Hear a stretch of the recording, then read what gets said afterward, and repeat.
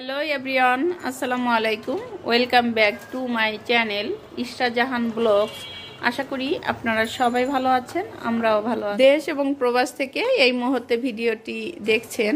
আশা রাখি আমার আজকের ব্লগ ভিডিওটি আপনারা অনেক বেশি এনজয় করবেন। তো এদিকে তোমরা কি করতেছো? সকাল সকালে সিনহা চলে এসেছে গোপালগঞ্জ থেকে। আর এখন তো গোপালগঞ্জ থেকে ঢাকায় আসতে খুব একটা সময় লাগে না, 2.5 ঘন্টার মধ্যে ঢাকার মধ্যে ঢোকা যায়। তো এখানে ইশরা তার বান্ধবীকে পেয়ে অনেক বেশি খুশি। ইশরা, রাতের বেলা কি ঘুমাইতে পারছো? টেনশন করো নি যে কখন আসবে তোমার বান্ধবী? তাই বাজারে চলে এসেছি, আর আজকে হচ্ছে বাজার করব। দেখা যাক এই শীতের সকালে আমি কি কি বাজার করি। বাজারগুলো অবশ্যই আপনাদের বাসায় গিয়ে শেয়ার করব। আর এখন তো শীতকালীন অনেক সবজি চলে এসেছে বাজারে, আর শীতের সময় কিন্তু এই সবজিগুলো খেতে বেশ ভালো লাগে। তো আমি বাজার করে এখন বাসার দিকে এই যে চলে যাচ্ছি। বাজার থেকে আসার পরে আমার রাজকন্যা বলতেছে যে মাম্মাম, আমি তোমাকে একটু হেল্প করি ভিডিওতে, তাহলে তোমার কষ্ট কম হবে। তো ইষ্টামণি কিন্তু মূলত আজকে বাজারটা আপনাদের সাথে দেখাচ্ছে যে আমি আজকে কি কি বাজার করে নিয়ে এসেছি। আর বাজার করার সময় আসলে ভিডিও করতে একটু লজ্জা লাগে, যেহেতু আমি একজন মেয়ে মানুষ। তারপরেও চেষ্টা করি আপনাদের সাথে তুলে ধরার জন্য, যেহেতু আমি একজন ছোটোখাটো একটা ইউটিউবার। তো বাজারগুলো দেখানোর পরে আমি এখন কিন্তু এই যে মুরগি কাটবো। তো মুরগিটা কিন্তু 2.5 কেজির মতো ওজন। তো এই ফাঁকে কিন্তু আমি অন্যান্য সবজি একটু কাটাকাটি করে নিয়েছি অফ ক্যামেরাতে। সেগুলো আসলে আপনাদের সাথে শেয়ার করিনি, কারণ শেয়ার করতে গেলে ভিডিওটা অনেক বেশি বড় হয়ে যাবে। আর আমার ডেলি লাইফ স্টাইল ব্লগগুলো আপনাদের কাছে কেমন লাগে অবশ্যই আপনার মতামতটি কমেন্টে জানাবেন। মুরগির মাংস এবং মাছ কাটার আগে কিন্তু আমি সবজিগুলো কেটে নিয়েছি। এর কারণ হচ্ছে মুরগি এবং মাছ কাটাকাটির পরে আমার আর অন্য কোনো কিছু কাটতে ইচ্ছা করে না। আর যেহেতু দুটি কাজই খুবই ঝামেলার আমার কাছে মনে হয়, বিশেষ করে মাছ কাটাটা আমার কাছে খুব চ্যালেঞ্জিং একটা ব্যাপার। তো মাছ কাটতে আমি খুব একটা পারদর্শী না, খুব আস্তে ধীরে কাটি। তারপরও চেষ্টা করি নিজের হাতে মাছগুলো কাটার জন্য। আমার কাজগুলো তো আমি নিজের হাতেই করি, যেহেতু আমার বাসায় কোনো হেল্পিং হ্যান্ড নেই।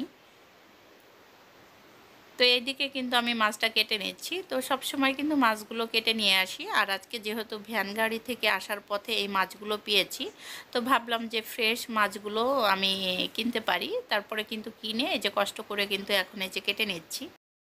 যেহেতু বাসায় মেহমান এসেছে আর মাছ মাংস কাটতে কাটতে অনেক বেশি লেট হয়ে গেছে, আর গ্যাসও নেই। তো এই ফাঁকে কিন্তু আমার একমাত্র ননদ কৃষি মার্কেটে চলে গিয়েছে, আর সেখান থেকে গিয়ে আমার জন্য চিকেন বিরিয়ানি নিয়ে এসেছে।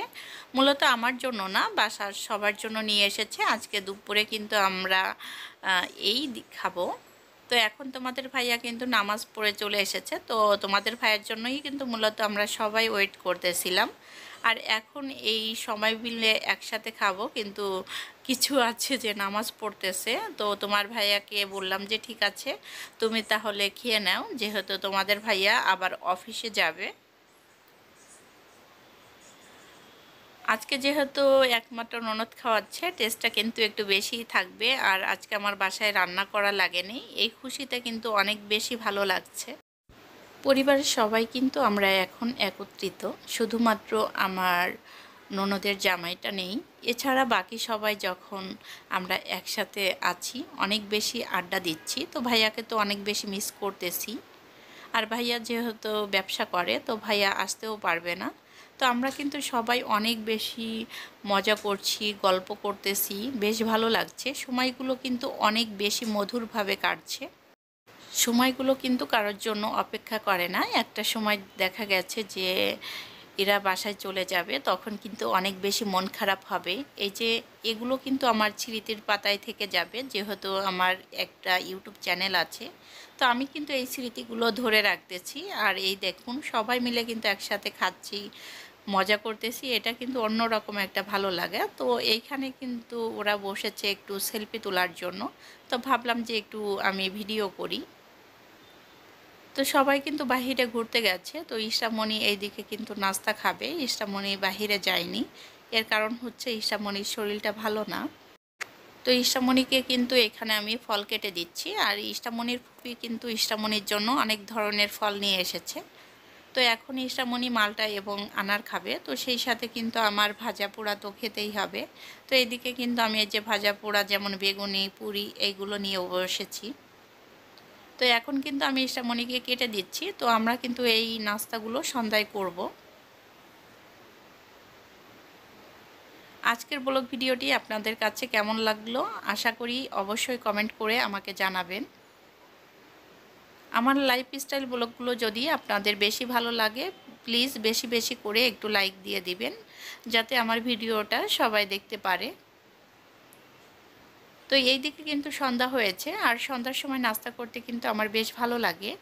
একদম ছোটোবেলা থেকে কিন্তু আমি সন্ধ্যার পরে নাস্তা করতে অনেক বেশি পছন্দ করি। তো আমার মেয়েও ঠিক আমার মতো হয়েছে। তো ভিডিওটি আর বেশি বড় করতে চাচ্ছি না, নেক্সট ভিডিওতে আবারও দেখা হবে। ততক্ষণ পর্যন্ত ভালো থাকুন, সুস্থ থাকুন, আল্লাহ হাফেজ।